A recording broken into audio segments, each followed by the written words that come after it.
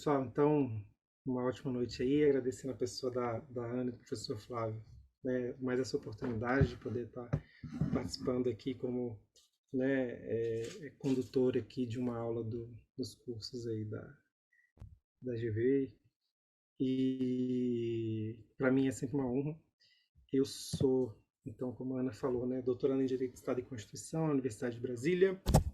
Sou, deixa eu ver se tem um easter eggzinho aqui que eu acho importante mostrar. Sou ativista em direitos humanos pela Coltani Lab, né? Ontem a gente teve o dia 20 de novembro.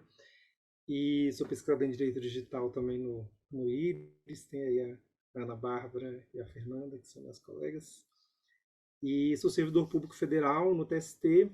E aí, meu Deus, 14 anos atrás, fui trabalhar no Ministério da Justiça, cedido para poder ser um dos gestores lá do projeto de elaboração coletiva do Marco Civil da Internet. Então, um resuminho aí do meu histórico um pouquinho mais aprofundado.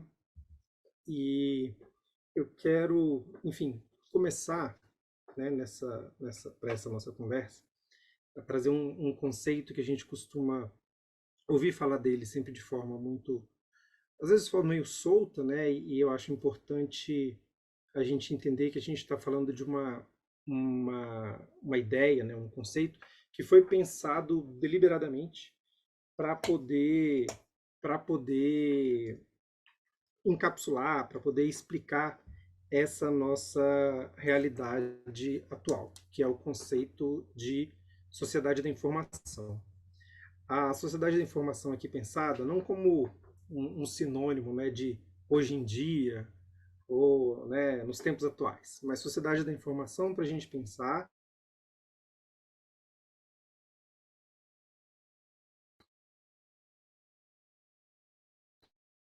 Acho que travou. Ou foi né? só aqui? Oi? E a questão dos meios de produção.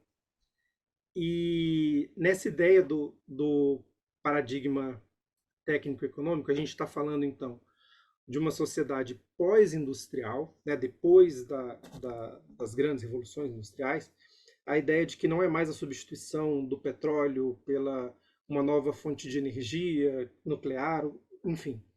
A questão é a informação como vetor, como elemento central de construção de valor.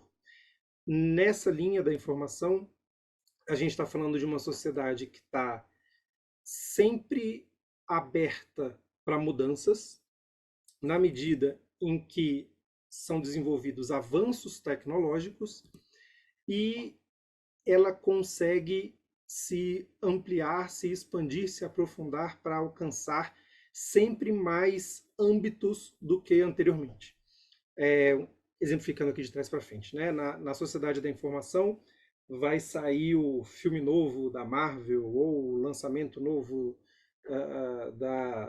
do cinema nacional, ele imediatamente pode estar disponível numa plataforma de streaming, alcançando mais pessoas e gerando mais desejo mercadológico de consumo do que na sociedade industrial, que você precisava carregar rolos de filme de um lado para o outro, só nos poucos cinemas, né, e que você ia ter essa geração desse capitalismo cultural.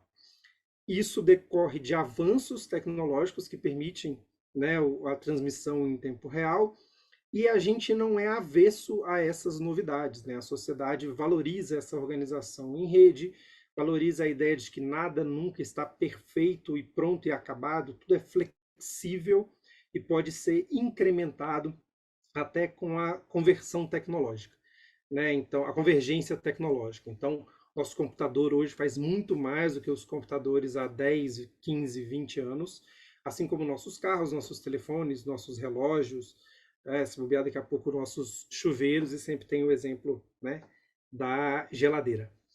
Bom, nessa sociedade da informação, então, a gente vai ter alguns exemplos, né? Alguém, vamos ver como é que vocês estão de cultura geral aí. Alguém reconhece esse símbolozinho aí?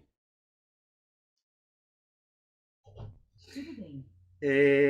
O Sci-Hub, ele causa uma problematização quando uma revista de tecnologia dos Estados Unidos tem um domínio no direito autoral e uma pesquisadora, né, Alexandra Elbakhayan, lá na Rússia, está permitindo que esse artigo seja acessado por alguém do Brasil.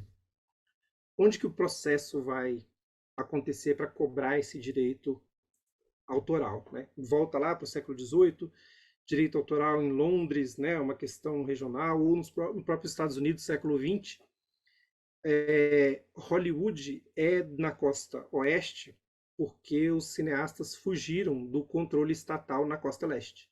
Então eles foram lá para a costa oeste para poder violar direito autoral livremente, fazer um monte de filme sem ter o controle de qual propriedade intelectual eles estavam violando. O Sci-Hub é um problema transfronteiriço. Né? E aí, um outro tópico de problematização aqui, vocês devem reconhecer esse senhor aí, Mário Costeja Gonzalez, o homem que queria ser esquecido e vai ser para sempre lembrado. E aí a decisão do direito ao esquecimento lá na Espanha eventualmente determinando que outros países também removessem, né, também não acessassem por meio do Google uma indexação de resultados de que ele, nos anos 90, tinha tido um apartamento levado a leilão para poder pagar uma dívida previdenciária, lá na Espanha. E é uma decisão do judiciário europeu, né, imposta ao judiciário espanhol para determinar um efeito mundial. Um último ponto aqui, né, o Telegram, a gente teve bloqueio do Telegram determinado, enfim, esse ano no Brasil, né, e, enfim, não chegou a ser efetivado, e a gente teve uma ameaça de bloqueio no passado, e, né, onde está o Pavel Durov? Onde ele mora? Onde estão os servidores do Telegram? A gente nem sabe onde é que está isso. Os exemplos aqui são infinitos, né, para a gente pensar na questão da soberania digital, sei lá. Eu acho que um rico que eu lembrei a caminho daqui foi o da Amazon, né, que venceu a disputa na ICANN de a extensão, né, o nome de domínio .amazon é da empresa, não é dos países amazônicos. Então, tudo isso para a gente problematizar essa noção da soberania digital, que eu quero, enfim, trabalhar aqui nessa linha. Eu, infelizmente, queria ter podido acompanhar as outras aulas, poder acompanhar as outras aulas também, mas não tive como.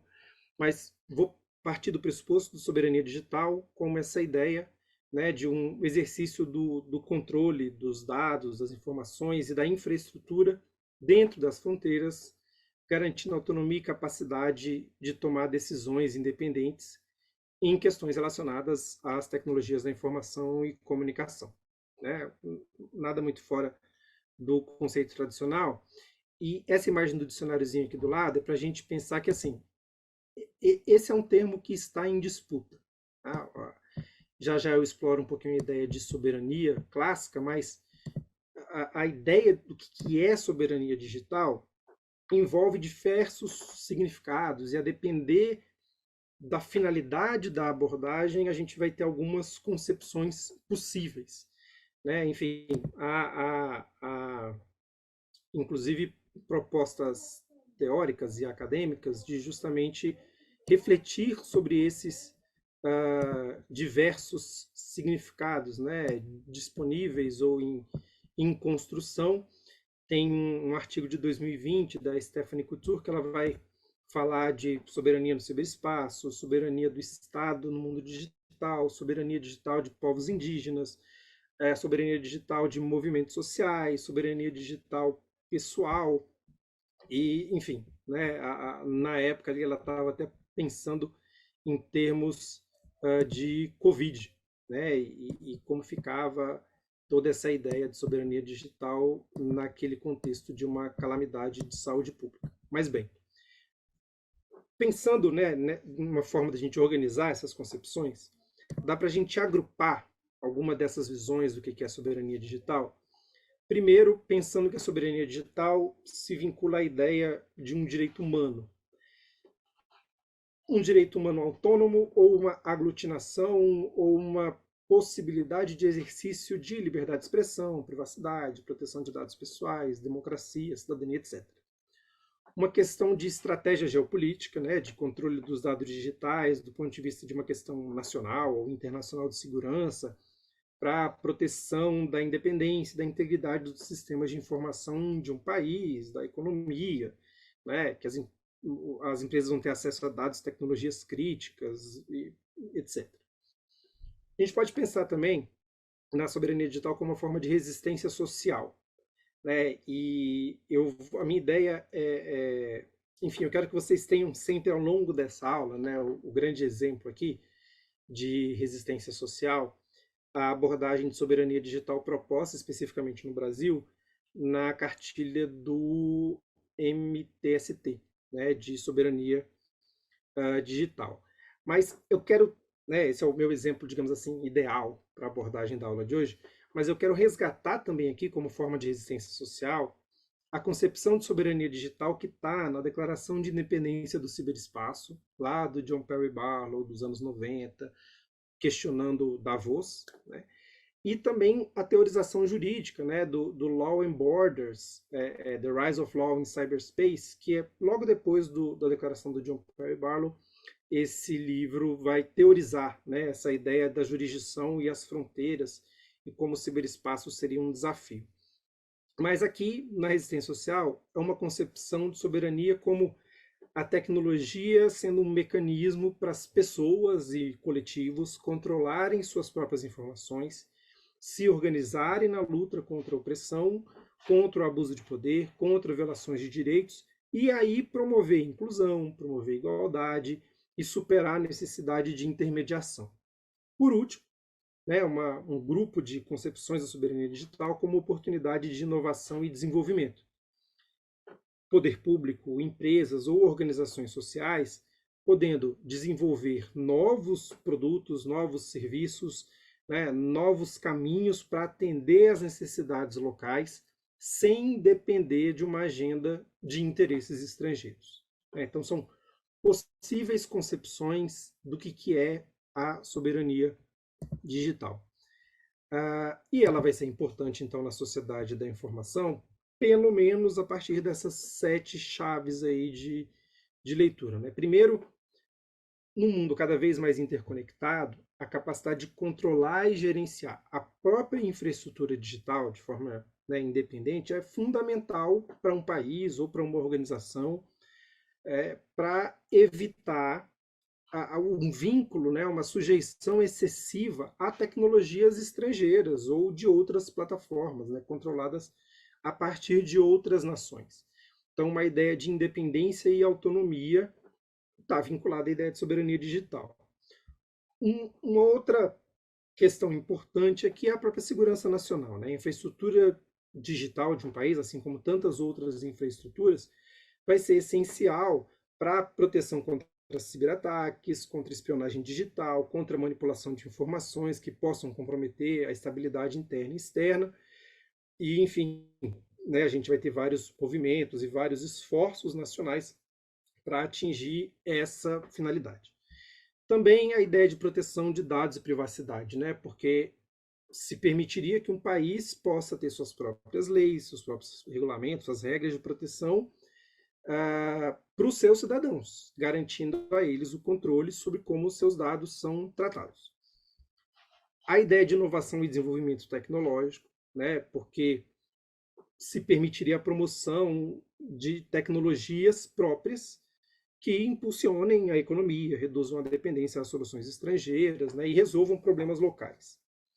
Uma outra questão de igualdade, né, e superação da lacuna digital, né, do gap digital, de forma que as pessoas acessem com igualdade os dados, as informações, as tecnologias e possam se incluir no mundo cada vez mais digitalizado, participando cada vez mais dessa sociedade da informação, que né, é o modelo que se construiu, não é algo.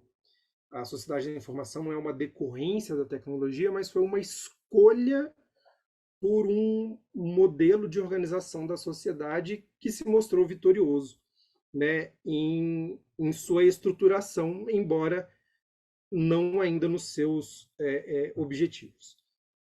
A questão de governança e transparência, né, a ideia de controlar a sua própria infraestrutura digital, pode permitir estabelecimento de padrões, de promoção da transparência, definir políticas alinhadas às necessidades e valores específicos desse país e, por fim, na relação entre os países, né, na esfera global, a importância aqui está em negociações diplomáticas, comerciais, nas disputas de influência e nos acordos para compartilhamento de dados, comércio digital e até mesmo concertações, né, e acordos internacionais. Então, é um tópico importante e que aí, quando a gente vai pensar numa abordagem tradicional da soberania digital, eu listei aqui 5 perspectivas tradicionais, né, para pensar a soberania digital baseadas em controle, em proteção,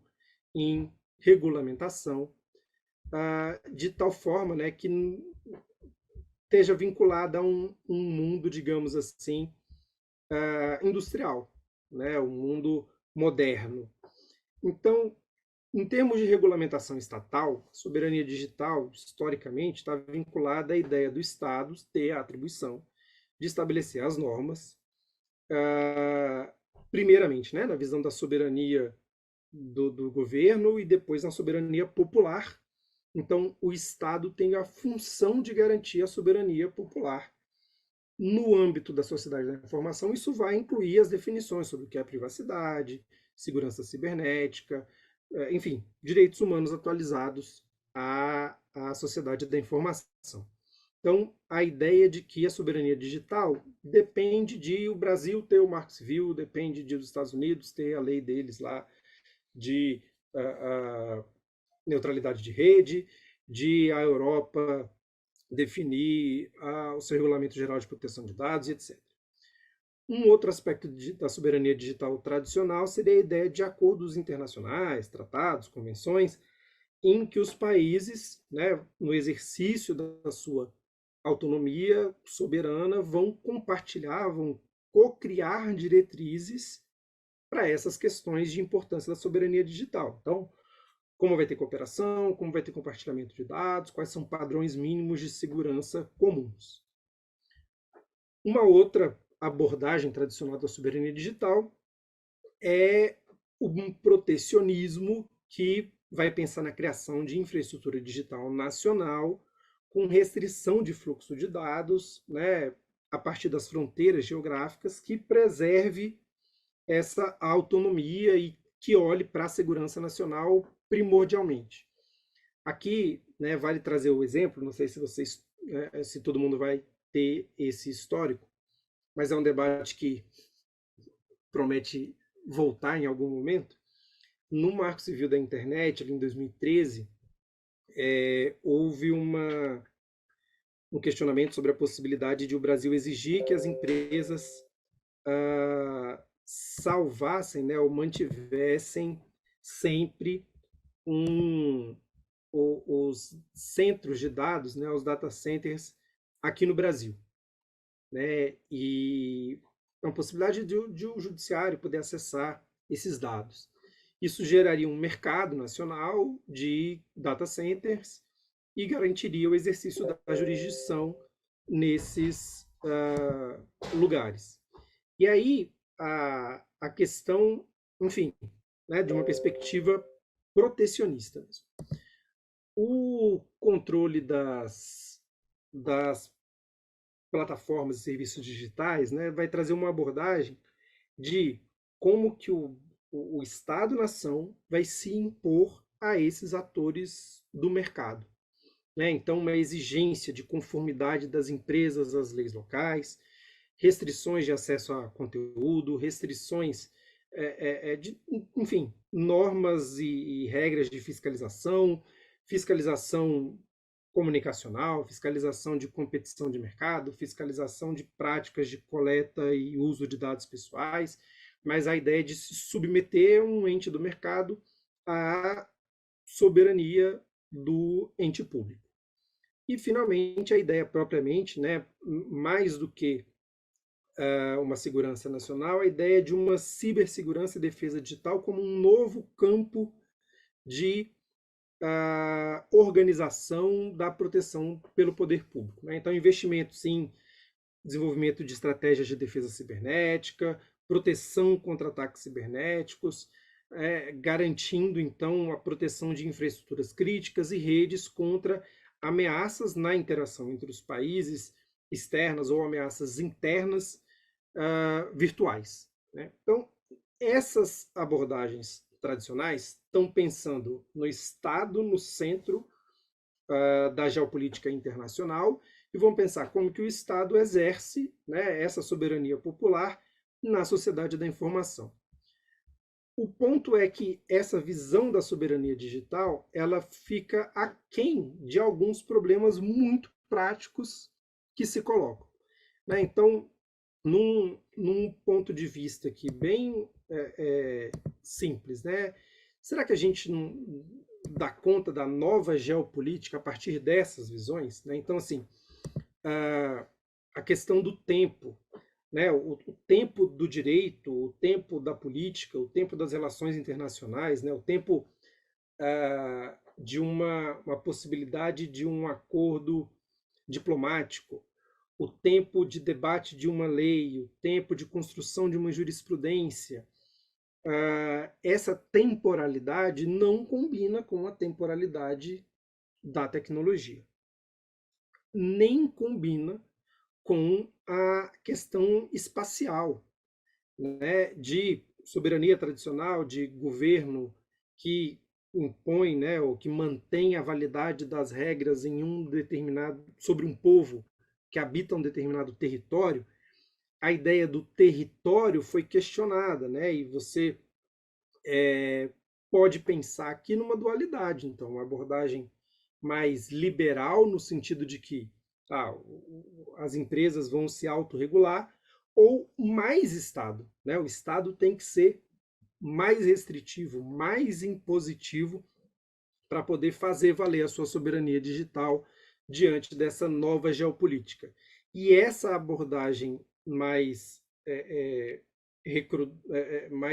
rígida, mais rigorosa por parte do Estado, ela perde justamente essa noção da temporalidade e da espacialidade, né? Usando de novo aqui o exemplo do Telegram, por exemplo, que chegou, né, ou qualquer outro tipo de bloqueio que a gente já vivenciou no Brasil, a gente já vivenciou alguns, né? O bloqueio do WhatsApp, por exemplo, que teve um super efeito, que foi prejudicar o acesso da Argentina ao aplicativo, na medida em que os cabos passam pelo Brasil, e um subefeito na medida em que muita gente conseguia burlar o bloqueio alterando, né, a localização. E é algo que o Telegram faz por padrão.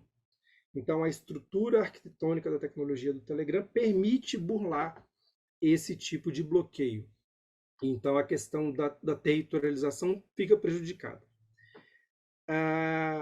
Uma metáfora pela qual eu conheci esse ano e que eu acho absolutamente muito rica aqui é a ideia de que, por muito tempo, né, a partir da metade do século XX até o final, até a primeira década desse século, os estados buscaram, na matriz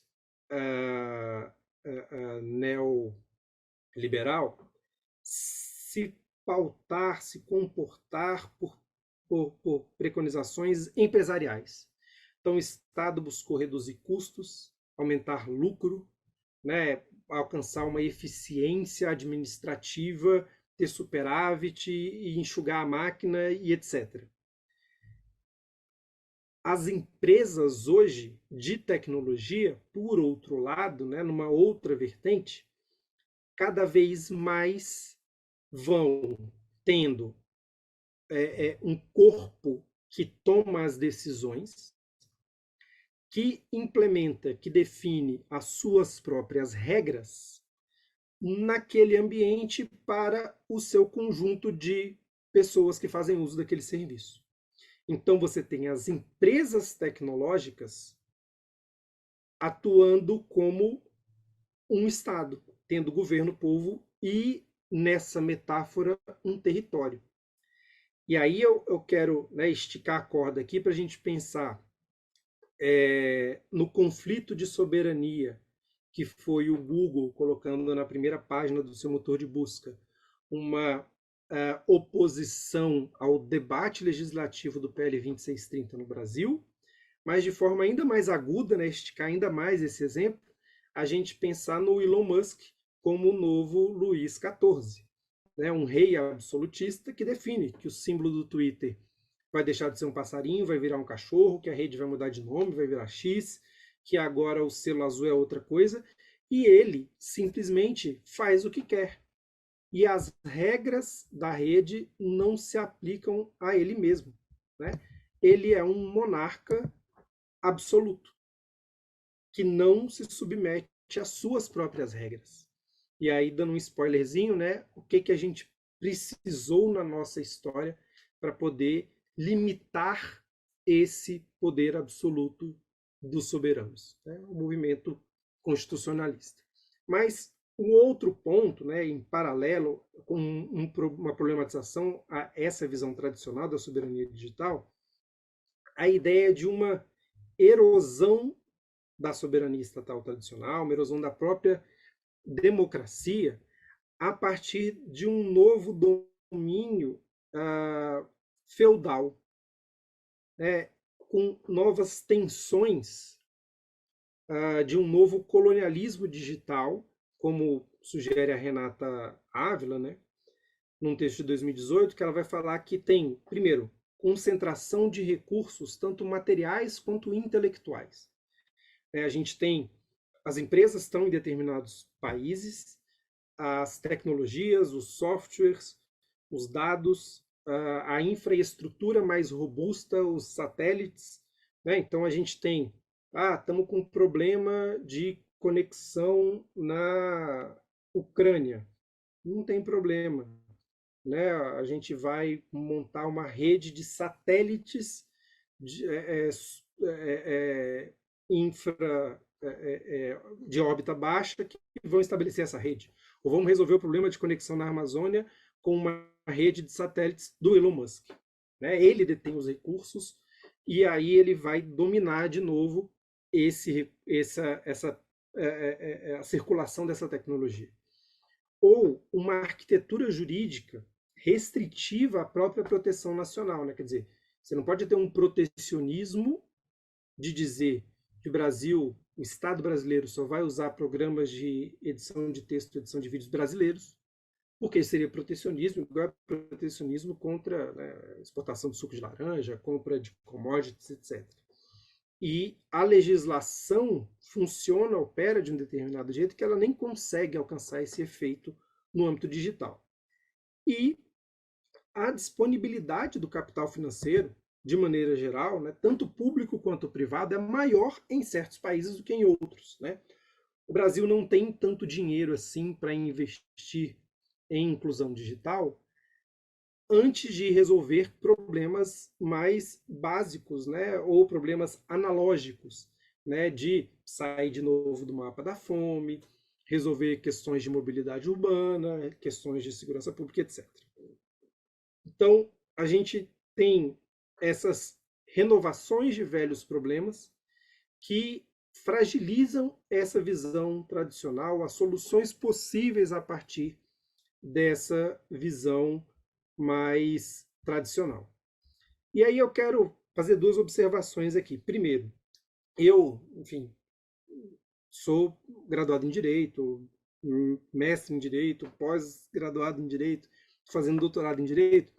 Eu tenho uma dificuldade em abrir mão do conceito de soberania vinculado ao Estado. Mas uma visão alternativa à ideia de soberania digital é fazer o foco no indivíduo e não no Estado. Né?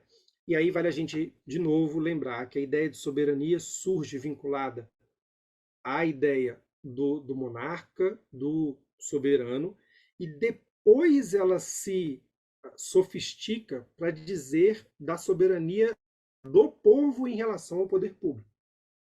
Então, não seria impossível a gente ser mais flexível e pensar em soberania a partir da visão individual, né? Mas eu ainda prefiro a ideia de soberania pensada para o poder público e do ponto de vista individual, sem desconsiderar a importância de a gente valorizar a inclusão digital, né? A inclusão digital aqui na visão da Cristina Mori, né? Com 3 fases, né? Que a pessoa precisa ter acesso à tecnologia, acesso aos dispositivos, ser alfabetizada ou letrada, né? Ou ter um aprendizado em relação a como utilizar aquela tecnologia, um aprendizado pela prática, um aprendizado pela teoria, um aprendizado pela pesquisa, e, enfim, alcançar uma apropriação tecnológica, de tal forma que ela possa exercer sua criatividade, exercer sua autonomia, ampliando as possibilidades de uso daquela tecnologia e fortalecendo a sua própria participação cívica e social, ampliando e fortalecendo os serviços, as informações e aí desenvolvendo a ela mesma e a sua comunidade. Então, não estou ignorando a possibilidade de a gente pensar em soberania digital a partir desse desenvolvimento individual ou comunitário, mas eu me filio à ideia de soberania digital pelo viés do povo, né, vinculado aí ao Estado. Nesse aspecto institucional, de efetividade, né, e possibilidades.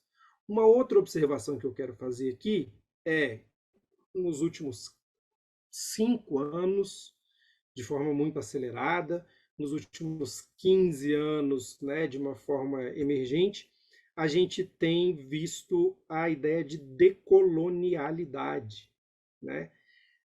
É uma oposição frontal à ideia colonial, né, de que, enfim, aí é uma imagenzinha, né, das caravelas trazendo o símbolozinho do Facebook, né, e por meio do barquinho ali para os povos locais, e você também vai ter a defesa, né, narrativa de uma ideia de soberania digital de povos tradicionais, uma ideia de soberania digital de movimentos sociais, uma ideia de soberania digital pensada a partir de outra chave de leitura do mundo, né, de a gente abrir mão das formas de pensar greco-romanas e neoclássicas e olhar, por exemplo, para a multiplicidade da cosmogonia oriental ou especificamente africana e, no caso da América, né, olhando para o Atlântico Negro, a gente pensar na visão haitiana, mas enfim, de decolonialidade no sentido de uma refundação da forma de ver o mundo que não seja, de novo, esse afluxo da forma de pensar da Europa e dos Estados Unidos para o resto do mundo. Né? Então, da possibilidade de a gente pensar na soberania digital para além dessa reafirmação do Estado como centro e das pessoas. De outra forma, eu acho que a partir dessa problematização ainda é possível a gente, levando a sério a promessa da modernidade de democracia, a gente cobrar do Estado mais do que ele tem entregado e até mais do que ele tem se proposto. Quer dizer, a gente renovar as utopias e cobrar novas promessas diante das novidades da sociedade da informação. Então, a minha proposição, né, a minha proposta para a gente olhar para a soberania digital, ou as propostas às quais eu adiro, são essa ideia de a gente renovar o que é papel do Estado no exercício dessa soberania digital. Então, não é só recrudescer a forma estatal de ver a soberania do século XX transpondo para o século XXI, mas, pelo contrário, né, contaminar essa visão do século XX para uma transformação de tal forma que ela possa dar conta destes desafios do século XXI. Algumas abordagens, né, alternativas se colocam em diálogo com essa perspectiva, não necessariamente nessa mesma perspectiva. Por exemplo, né, e aqui eu já estou chamando de abordagens alternativas. Então, o chamado modelo de autogestão de dados, né, você pensar em capacitar os indivíduos para eles terem mais controle sobre os seus próprios dados digitais, permitindo-lhes tomar as decisões sobre como, quando os tratamentos vão acontecer, num fortalecimento dos seus direitos fundamentais individuais, né, de privacidade, de segurança.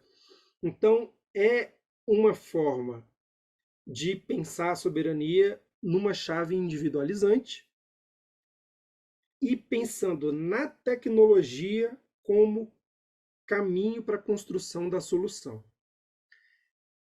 Isso exige uma complexidade em termos de eficácia dos sistemas e da possibilidade pessoal de se ocupar dessa autogestão.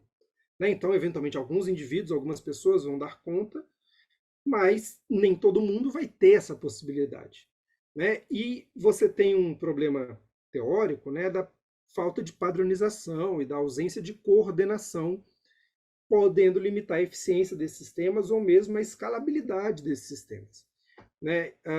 Então, é uma alternativa, digamos assim, meio... Ai, gente, como que fala? Eu estou pensando em anarquista. Uma perspectiva meio anarquista de soberania digital. Um exemplo apontado aqui é a estrutura para que os usuários compartilhem seus próprios dados e escolham como compartilhá-los do Solid, que é um projeto desenvolvido pela W3C, para essa possibilidade. Uma outra possibilidade, acho que talvez aqui fique até mais clara, tanto as promessas como as falhas, a ideia da tecnologia blockchain ou das tecnologias descentralizadas, oferecer um sistema difuso, e transparente para armazenamento e transação de dados, de forma a reduzir a relevância ou eliminar o papel de intermediários, de forma a aumentar a segurança e a integridade dos dados pela supervisão aberta e franqueada das transações. A escalabilidade é um problema, o custo de energia é um problema, a questão da governança é um problema. A gente tem tido nos projetos de blockchain vários dilemas, que geram forks, que geram bifurcações nos projetos, e isso vai tornando, e exige uma técnica bastante complexa que, de novo, pode dificultar uma adoção generalizada. Mas aqui a gente tem um exemplo prático, bem prático, o Ethereum, que é uma plataforma que não é só de dinheiro, é uma plataforma também de negócios e contratos inteligentes que poderia dar conta dessa lógica transfronteiriça, de aplicativos descentralizados para fazer esse tipo de gestão e garantir uma soberania. Um outro modelo pode ser o de cooperação internacional e construção de padrões universais. A gente pode dizer que um modelo clássico, tradicional de governança da internet, originário, seria essa ideia de estabelecer diretrizes e padrões comuns entre os países, promovendo a segurança cibernética em escala global, facilitando as trocas, a interoperabilidade, através das fronteiras. A dificuldade é o consenso entre as nações quando os diferentes interesses e as diferentes abordagens regulatórias entram em conflito. E aí você vai ter alguns desafios que se colocam como intransponíveis na realidade prática. Então, a União Europeia, por exemplo, consegue estabelecer um regulamento geral de proteção de dados, ou consegue estabelecer a Convenção de Cibercrimes de Budapeste já em 2001, e a ONU atualmente tem tido dificuldades em estabelecer uma proposta de Convenção de Cibercrimes global, com conflitos entre Rússia, Estados Unidos, Bloco Europeu e etc. E mesmo, né, a ideia de um regulamento geral de proteção de dados, a gente tem entraves entre os blocos, enfim. E, finalmente, né, o que a gente pode chamar de um modelo contemporâneo, ou um modelo multissetorial, um modelo híbrido de governança, que é a combinação de elementos de controle estatal e de autogestão de dados, de uma forma que se equilibre segurança, privacidade, eficiência, liberdade, né, articulando essas possibilidades. Então, seriam formas de implementar, né, modelos híbridos que são complexas, requerem colaboração entre mais setores, mas que, para esse equilíbrio de interesses conflitantes, a superação dos entraves pode estar na busca ou no estabelecimento de acordos e de consensos e de conjunção de forças fora do mesmo patamar de atores, né? Então, eventualmente, no conflito entre estados, a sociedade civil, ou o mercado, ou a comunidade técnica podem colaborar no desentrave de determinadas estagnações, né? Então, a gente tem, né, pensamentos de iniciativa de dados abertos, enfim, né, as possibilidades teóricas aqui acabam esbarrando na realidade das coisas, mas a gente tem, né, o IGF, de alguma forma, por exemplo, né, tentando, né, construir esse tipo de modelo de governança híbrida. Um aspecto aqui, né, para a gente pensar, né, que qualquer que seja a abordagem do Estado, se eu vou fazer uma citação aqui, um texto, né, que chama Declaração Universal dos Direitos Humanos na Era Digital, do Salomão Franco, que ele vai dizer que leis e regulamentos que não reconhecem a natureza dual da cidadania digital são, na melhor das hipóteses, um esforço incompleto para regulamentar e proteger os direitos, deveres e a cidadania digital. Além da articulação de políticas domésticas de cidadania digital adequadas, não há como superestimar a necessidade e a urgência de avançar na governança do ecossistema global da internet. Então, o Estado tem que fazer mais. Se o Estado for hiper rigoroso e não olhar para como a cidadania digital se manifesta, no mínimo não vai dar certo. E a gente pode, de outro lado, ter, em nome de uma soberania digital, a construção de estruturas de novos abusos, por exemplo, de hipervigilância. Então, a gente pode ter, enfim, diversos exemplos, tecnologias de reconhecimento facial, por exemplo, empregadas, para a gente recrudescer uma soberania digital do século XX. Nos últimos 10 minutos aqui, eu quero, então, explorar também uma teoria que me é bastante cara, que é a ideia do constitucionalismo digital, né? Aqui pensada justamente, né, para essa possibilidade de a gente fazer um acoplamento entre essa visão da soberania tradicional e esses desafios da realidade digital. O constitucionalismo digital visto não como, né, uma necessidade ontológica, né, determinística, mas como uma ideologia pensada para a sociedade da informação, que reconhece os desafios da cultura digital e os esforços do mundo do direito para fazer frente a essa cultura digital, a esses desafios.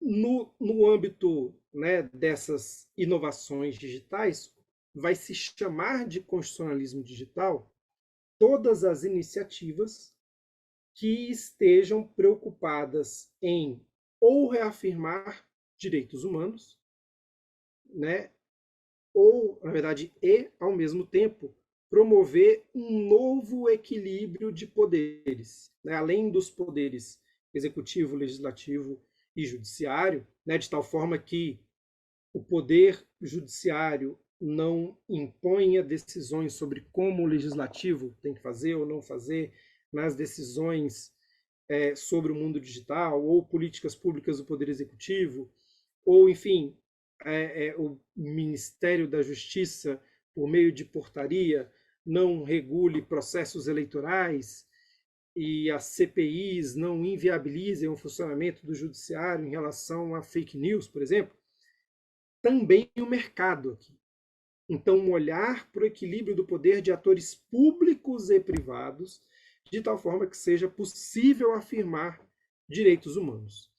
A ideia de constitucionalismo digital que eu estou usando aqui é essa aqui, proposta pelo Edoardo Celeste, um italiano que fez seu estudo de doutorado na Irlanda, e ele vai dizer então aqui, né, que o constitucionalismo digital é essa ideologia que vai propor, né, como que a gente vai garantir um quadro normativo que proteja direitos fundamentais e o equilíbrio de poderes nesse ambiente digital, por meio, né, uma ideologia que prega valores e princípios que estejam misturados, que estejam orientando e que sejam o insumo para as contramedidas jurídicas, né, para as ações legislativas, judiciárias e de políticas públicas e mais, né, porque o processo de produção dessas contramedidas, diante desse desequilíbrio do ecossistema constitucional decorrente da tecnologia digital, ele vai se dar no âmbito nacional. Então, alteração constitucional, direito ordinário com valor constitucional e decisões de cortes constitucionais. Também em normas primárias, secundárias e decisões de corte de última instância transnacionais. Então, o Tribunal Europeu, ou, enfim, quaisquer instrumentos centrados no Estado que funcionem através das fronteiras por meio de acordos e convenções. Mas também em instrumentos não estatais, como decisões da ICANN sobre o domínio Amazon, por exemplo. Né? E aí, o constitucionalismo digital seria você criticar ou pensar essa decisão da ICANN a partir da chave em que medida isso promove ou não promove direitos humanos, promove ou não promove o equilíbrio de poderes. Né? Regras internas de atores comerciais. Então, pensar que quando o Facebook constitui um órgão de supervisão para analisar as decisões que a empresa Meta, né, toma enquanto empresa, ele está abrindo mão da sua soberania e, de forma constitucionalista, né, se submetendo às regras que ele disse que ia seguir. Estabelecendo, né, abrindo mão de parte do seu poder e colocando para um órgão que não é o mesmo órgão que toma as decisões da empresa. Claro que isso depende da própria empresa seguir ou não as determinações desse órgão, as conclusões, as recomendações desse órgão, mas é, de alguma forma, um possível precedente que pode apontar para essa consolidação dessa visão de mundo. A gente tem as cartas de direito na internet, né, como instrumentos transestatais, né? Aqui eu estou pensando, né, em declarações organizadas